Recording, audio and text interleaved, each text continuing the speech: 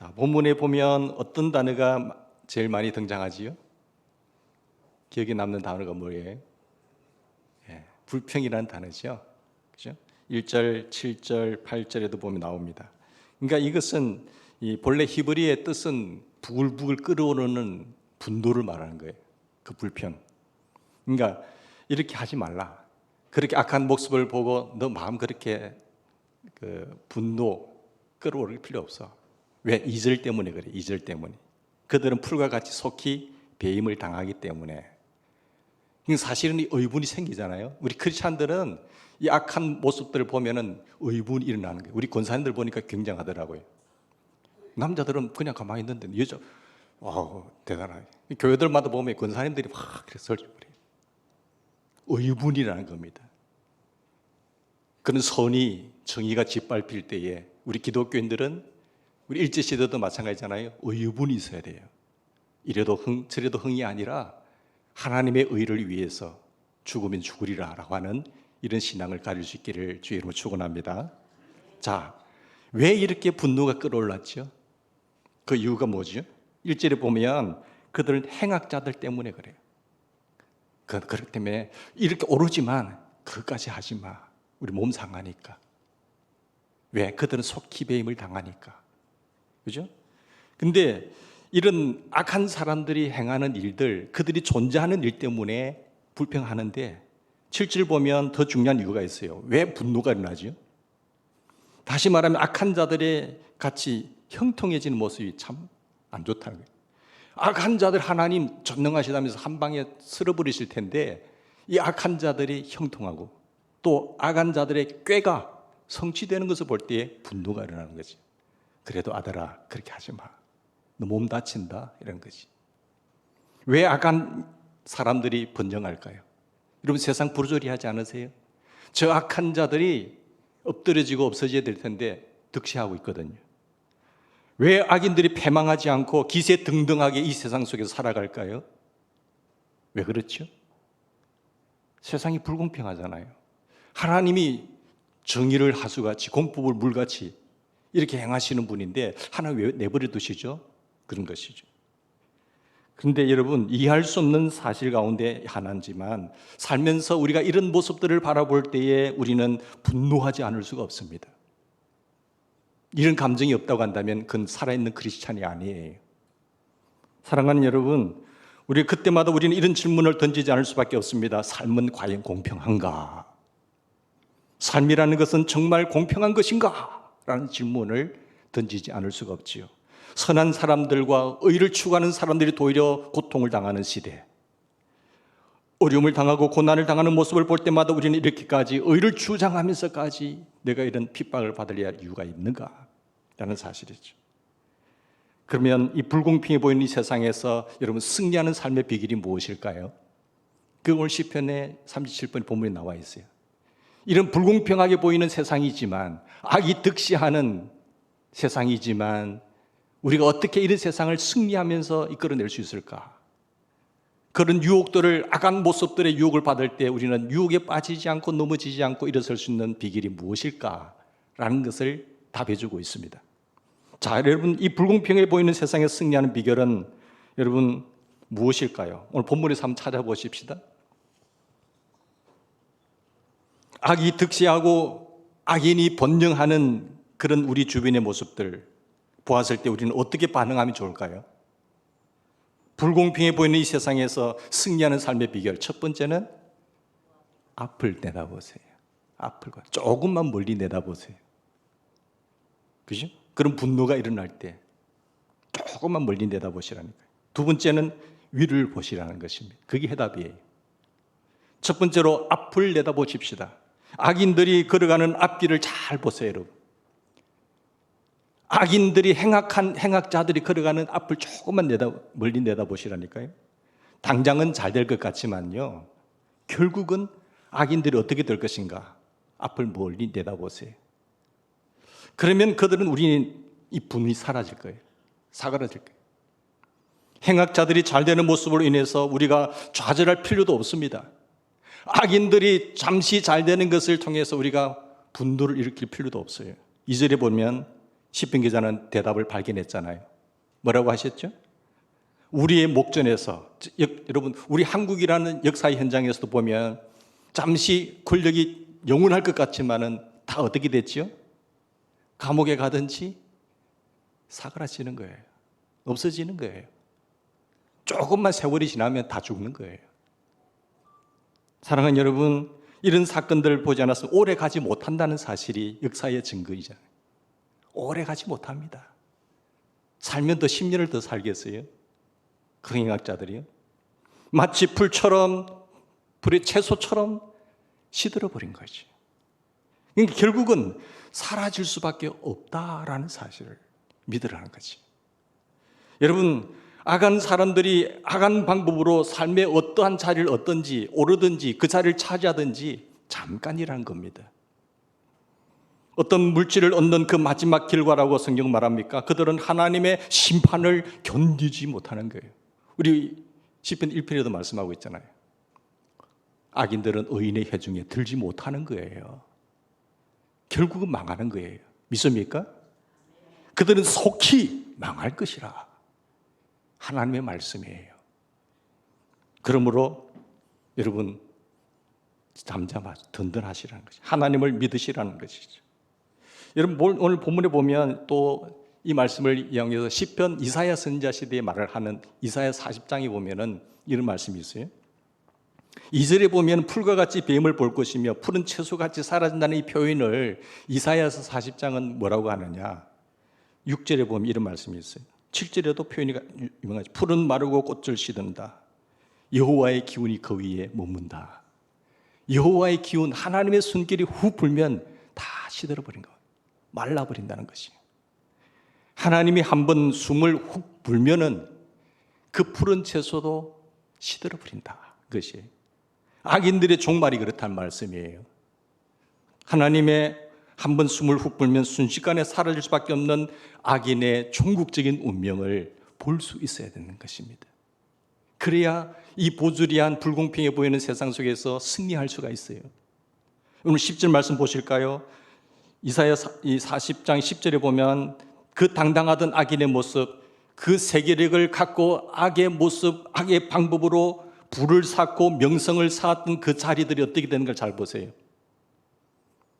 여러분 크게 보시지 않았나요?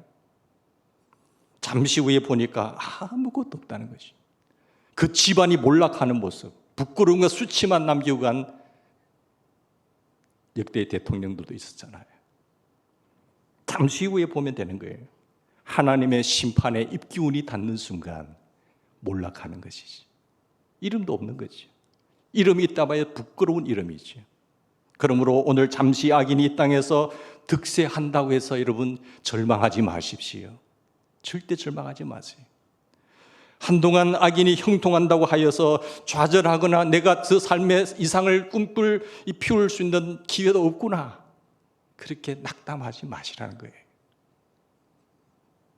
사랑하는 여러분, 똑같은 주제를 가진 시편 기자는 한 번 더 이야기를 합니다. 시편 73편에 말해요. 악인의 최후에 대한 멸망의 모습이 아주 인상적인데 시편 73편에서 12절 말씀이에요. 이 구절을 보면 악인이 항상 평안하고 또 악인의 재물이 더해지고 있습니다. 악인들이 평안하고 재물이 더해지는 그런 모습을 볼 때 좌절할 수 있잖아요. 하나님 지금 뭐 하세요? 이렇게 우리는 질문할 수 있었어요. 근데 13절에 보면 내가 결백하면서 살려고 하는데 내 삶의 모습이 다 허무하게 느껴진다는 거예요. 나는 이렇게 성실하게 바르게 열심히 사는데 왜 악인들은 저렇게 하면서 득세하고 잘 살까? 그러면서 인생의 허무를 느끼는 거예요. 자, 그런데 14절 15절 보면 그럴 줄 알았다면 나도 악하게 살 걸. 야, 저렇게 악인들이 잠시 저렇게 득세하고 잘 살 것 같으면 나도 저렇게 할 걸. 내 마음대로 살 것을 이란 뜻 아니겠어요? 근데 16절 상반부에 보십시오. 생각해 보는 거예요. 그래서 인생의 부조리의 문제, 악인의 본능의 문제, 즉 이 딜레마의 문제를 가지고 깊이 묵상합니다. 하나님의 성소에 들어가서 기도하면서 엎드리며 생각했어요. 그때 깨달음이 왔어요. 어떤 깨달음이죠? 17절에 드디어 깨달아 왔어요. 어떻게 깨달았습니까? 18절, 19절에 한번 보실까요? 18절 19절 해답이 있습니다. 악인의 번영이 문제를 붙들고 깊은 생각에 잠기다가 그는 드디어 하나님의 성소 앞에서 해답을 찾았어요. 무슨 해답이에요? 주께서는 마침내 그들을 심판하실 것이라. 믿습니까? 하나님을 절대적으로 믿으셔야 됩니다. 하나님은 이 믿음을 항상 우리에게 테스트하세요. 그 믿음 테스트가 뭐예요? 결과가 순종으로 나타나는지 안 나타나는지. 여러분 잘 믿는다고 할 때에 그 믿음을 어떻게 여러분 판가름하세요? 믿으면 행동하게 된다는 것이. 믿는 만큼 행동하는 겁니다. 우리가 하나님은 어떤 일을 맡길 때에 사람을 세울 때에 항상 믿음 테스트를 해요. 이거 건드리지 마. 선악과 문제도 뭐예요? 믿음 테스트잖아요.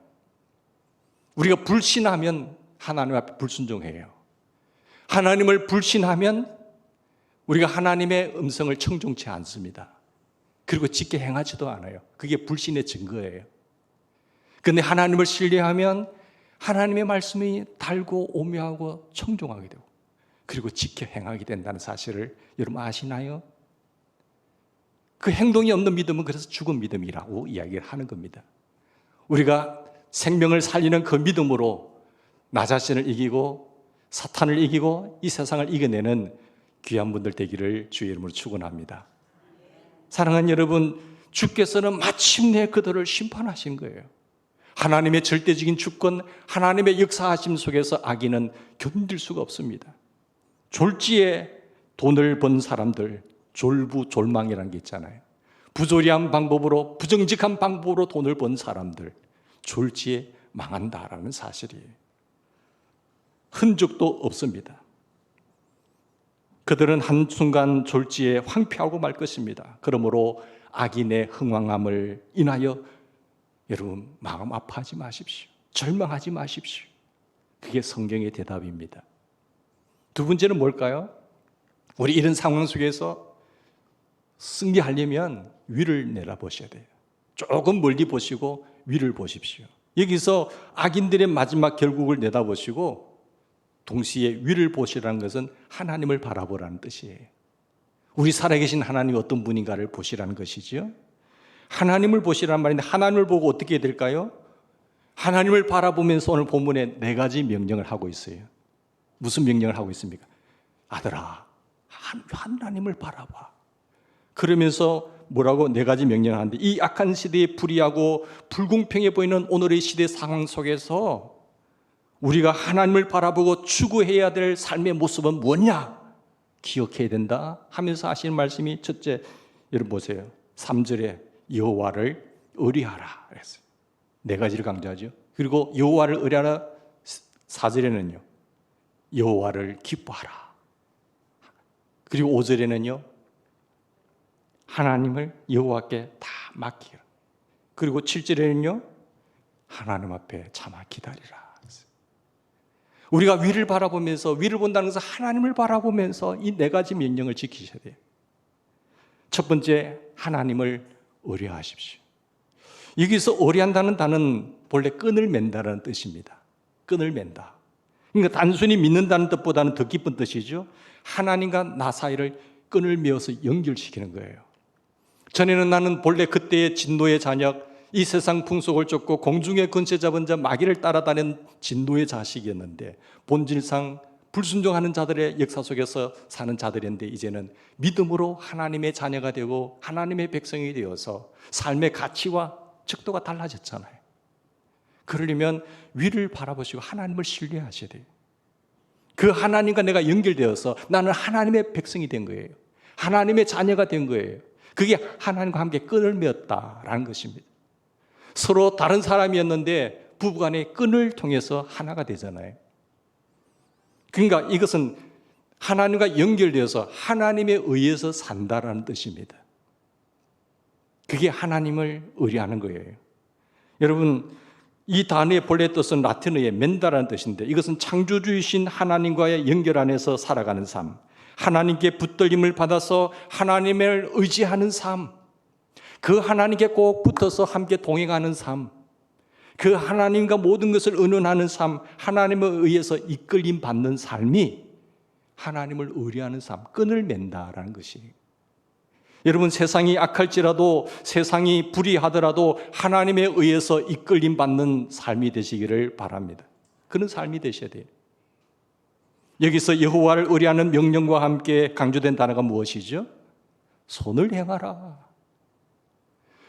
네가 그 악한 모습들을 바라보면서 선을 행하는 것이 좌절되지 않도록 계속해서 선을 행해야 된다. 내가 하나님과 연결되어 있다고 한다면, 내가 하나님께 이끌림 받는 삶을 산다고 한다면, 주께서 나를 이끌어 주신다고 한다면 나는 주께서 원하시는 일을 여전히 행하면서 살아야 되는 거예요.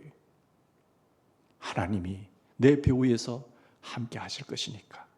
세상이 악하고 불의하고 불공평하게 보인다고 할지라도 여전히 하나님이 씻기시는 삶을 사시기 바랍니다. 그래서 선을 추구하라는 말이에요. 하나님 아닌데요, 선을 행하는 자가 고통을 받고 있는데요, 악인이 계속 흥통하고 득시하고 있잖아요. 악인의 꾀들이 이루어지고 있잖아요. 그래도 좌절하지 말고 선한 일을 너는 계속 해. 그런 명령이에요. 오늘 이 말씀 속에서 우리는 해답을 찾으시기 바랍니다. 두 번째, 여호와를 기뻐하셔야 돼요. 하나님 위를 바라보면서, 하나님을 바라보면서 하나님을 기뻐하십시오. 어떻게 하면 여호와를 기뻐하며 살 수 있을까요? 여호와를 기뻐하시 삶이 어떤 삶일까요? 여러분, 신앙생활에 목표가 있다고 한다면 무엇입니까? 여러분, 왜 신앙생활 하지요? 나름대로의 목표가 있을 거잖아요. 여호와를 정말 기뻐하는 것이 여러분의 신앙생활의 목표가 되기를 바랍니다. 하나님이 너무 좋을 정도가 되어야 돼요. 그것이 인생의 목표로 삼으셔야 돼요. 여러분, 우리가 장로교 신앙생활에 그 웨스트민스터 신앙 고백의 1장 1조가 뭐예요? 장로교인들은 다 아시잖아요. 웨스트민스터 신앙 고백의 1장 1조가 뭐지요? 그렇죠. 하나님을 영화롭게 하는 거예요. 그리고 그분으로 인해서 영원토록 즐거워하는 거예요. 하나님을 영화롭게 하고, 내 삶의 존재 이유는 무엇을 하든지 먹든지 마시든지 하나님을 영화롭게 하는 거예요. 하나님을 영화롭게 하는 것이 뭐냐? 뭐 묻지 마세요. 술을 거하게 마시는 것이 하나님을 영화롭게 하는 것이다. 그럼 하시라니까요.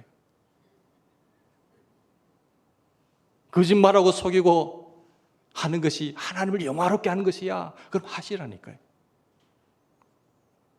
여러분, 하나님을 기쁘시게 하는 것이, 하나님으로 인해서 즐거워하는 것이 우리 삶의 신앙생활의 목표가 되어야 될 줄 믿습니다. 여러분, 하나님을 즐거워하십니까? 하나님을 생각만 해도 나는 즐겁고 기쁘고, 그리고 하나님과 함께 있는 것이 너무너무 즐겁고 기쁘세요? 아니면 교회 나오는 생활이 너무 힘들고 짜증나고 고통스러운가요? 이 새벽기도 누가 만들었어요? 이거 일주일에 한 번만 달랑 나가면 되지. 뭐 또 수요일 나가고 기도하러 만드느냐? 그 목회자들만 하면 되는 거지. 여러분, 좋아하는 곳에는요, 하지 말라고도 하잖아요. 관계가 좋은 사람, 친한 사람은요, 만나고 싶지 않으면요, 불편해요. 자꾸 만나고 싶잖아요. 왜요? 좋아하니까. 사랑스러우니까. 다른 이유 없어요, 뭐. 하나님이 좋으면요, 하나님의 은혜요, 오늘 나의 존재 가치는 하나님 때문이에요. 나 같은 죄인 위해서 주님 십자가 피를 죽어주잖아요. 그리고 나의 아버지 되셔서 나의 모든 길을 인도하시잖아요. 하나님 감사해요. 어려운 문제가 있다고 하더라도, 힘들 때가 있다고 하더라도 우리 아버지 집에 오면 하나님 꼭 껴안아 주시니까, 하나님 나 이곳이 편안해요. 나 주님 좋아요. 나 주님 안 보면, 하루도 못 보면 나 미칠 것 같아요. 이렇게 되셔야 정상입니다. 교회 수십 년을 다녀도 하나님이 불편하고 교회가 불편하고 이런 사람은요, 심각한 영적 질병에 걸린 거예요. 여러분, 하나님을 기뻐하는 삶을 살 수 있는 방법이 뭔가요? 하나님과 깊은 교제 속에 들어가야 돼요. 그래야 하나님을 기뻐할 수 있는 삶을 살 수가 있어요. 많은 교제가 있어야 여러분 서로 관계가 깊어지잖아요. 교제를 할수록 그분의 사랑 속에 빠져들 수가 있습니다. 그래서 우리가 자식을 낳을 때도 마찬가지예요. 낳기만 하는 부모가 있고 시간을 많이 들여서 기르는 부모가 있는데, 오늘 보면 시간을 함께하지 못한 자녀에게 도무지 정을 붙이지 못해서 괴로워하는 부모들의 모습들을 많이 봅니다. 너무 세상이 바쁘니까. 그러면 어떻게 되죠? 굉장히 힘들어요. 내 자식이지만 내 자식 같지가 않잖아요. 아이를 길러보면 시간을 함께 보낸다는 것보다 더 중요한 것이 없습니다. 아이들과 함께 많은 시간을 가지셔야 됩니다. 돈 몇 푼 때문에 아이들의 그 귀한 그 영혼들을 다 잃어버리고, 특별히 어릴 때는 부모가 옆에 많이 있어줘야 돼요. 특히 어머니들께서. 돈 주고 어디 맡겨버리는 건요, 나중에 피눈물 나는 겁니다. 시대가 어쩔 수 없다고 말하지만 정말로 우리가 어떤 그런 삶을 살면서 그 돈을 벌었지만 또 나가는 것이 얼마나 많습니까? 시간을 함께 보내면요, 어떻게 되지요? 정이 들어요.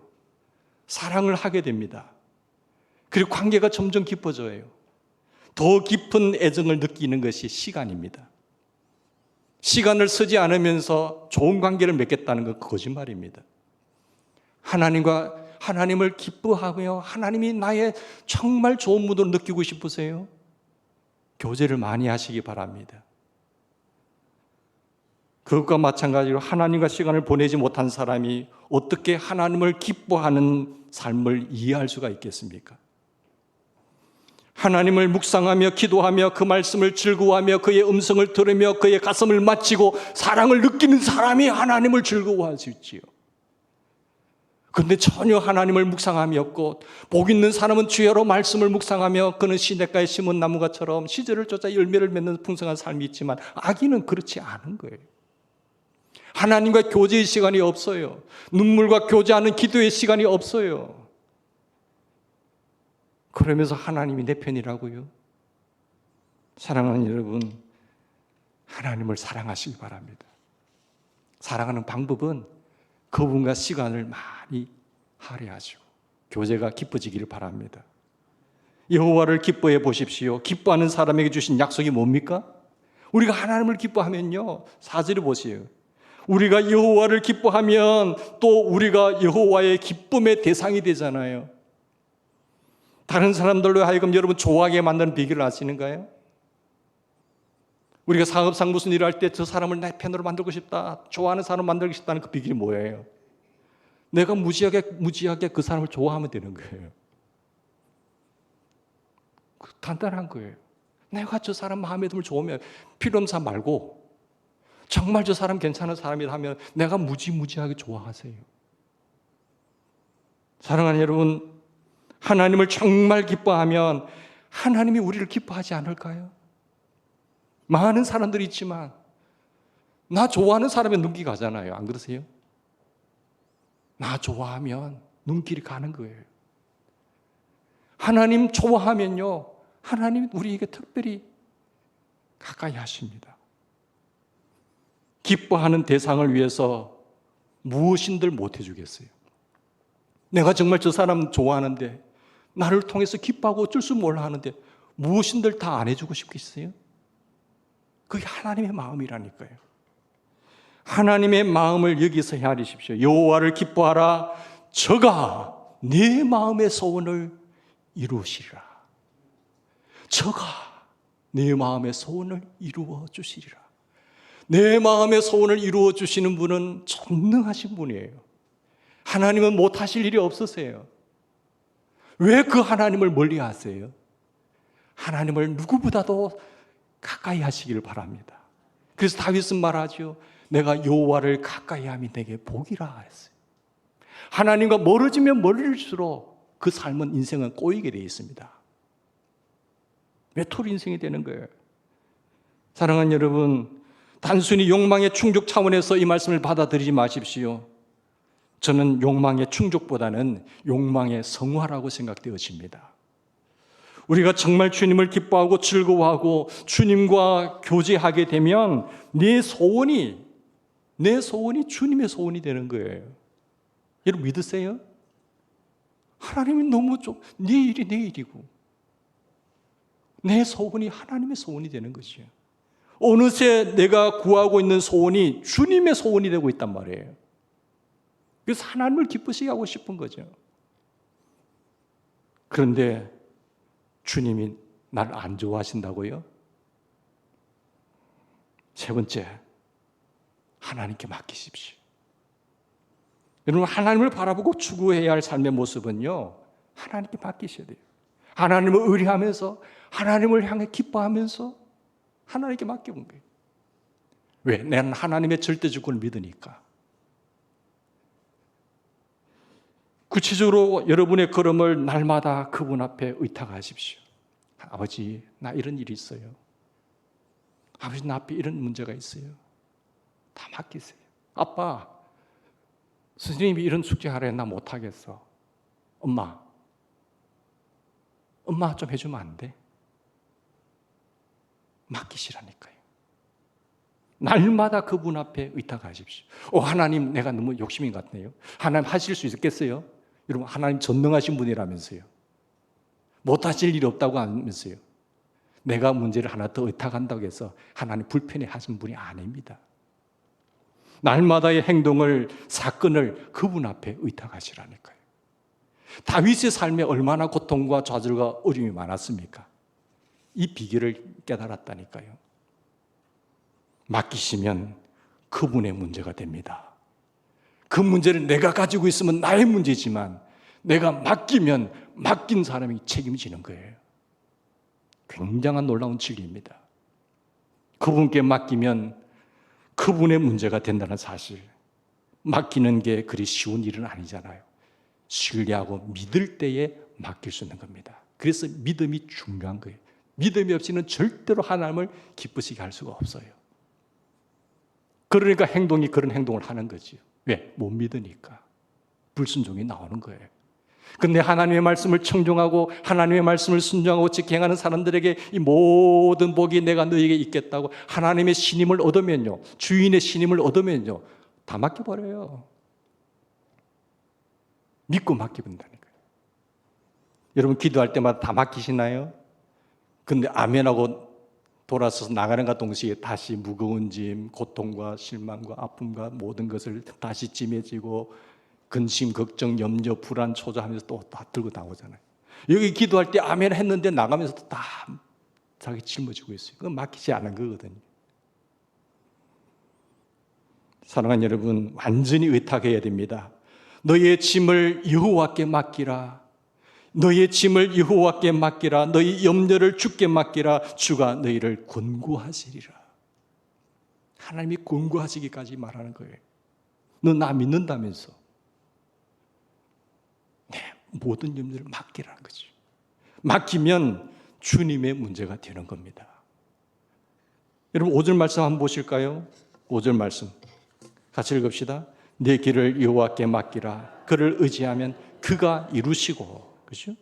주를 의지하면 마침내 주의 길을 우리 가운데 나타내주시고야 말 것이에요. 우리 가운데 나타내 주십니다. 그러므로 주님 앞에 맡기십시오. 다른 여러 사람 찾을 필요 없어요. 하나님께 맡기십시오. 마지막으로 여호와 앞에 기다리십시오. 우리가 하나님을 바라보고 추구해야 될 네 번째 명령이 뭐지요? 하나님 앞에 기다리셔야 됩니다. 여호와 앞에 잠잠하고 참아 기다려. 이것은 수동적으로 아무것도 안 하고 그냥 세월 지나가게 되시, 이거 아닙니다. 그런 사람들 많잖아요. 기도만 하고 아무것도 안 하는 사람. 저는 이것이 믿음이라고 생각하는데 9절 말씀 보실까요? 조금 다른 방법으로 강조되어 있잖아요. 기다림은 곧 기대한다는 것입니다. 9절 보십시오. 진실로 악을 행하는 자들은 끊어질 것이나 여호와를 소망하는 자들은 땅을 차지하리라. 기대하십시오. 악을 행하는 자들은 반드시 끊어집니다. 여호와를 기대하는 자는 하나님이 하실 것이다. 그의 의를 나타내고자 말 것이다. 하나님의 주권은 역사 속에 나타나고야 마십니다. 그리고 오늘 내 머리가 이고 있는 하늘의 모든 것들이 구름이 끼고 무거운 것이 있다고 할지라도 고통스러워 보여도 나는 믿음으로 기다리겠다고 생각합니다. 이 믿음의 기다림이에요. 이렇게 참고 기다릴 수 있는 사람을 가리켜서 성경은 어떤 사람이라고 말하고 있죠? 온유한 자라고 말해요. 11절 보실까요? 이런 사람은 온유한 자들이라. 그래서 땅을 차지해요. 풍성한 화평으로 즐거워하는 거예요. 여러분, 마태복음 5장에 보면 예수님께서 팔복 말씀 가운데 온유한 자는 복이 있나니 땅을 기업으로 받을 것이요 했잖아요. 여기서 온유하다는 말이 무엇일까요? 온유함이 지면에 어떤 사람보다 뛰어난 사람이 있잖아요. 누구지요? 모세잖아요. 병신 같은 사람 아니에요. 온유함 이래도 유순해 보이는 것을 온유하다고 말하지 않아요. 온유라는 말은 내 속에 있는 강력한 감정이 있지만 그 감정을 다스릴 줄 아는 사람이 온유해요. 길들여진 사람.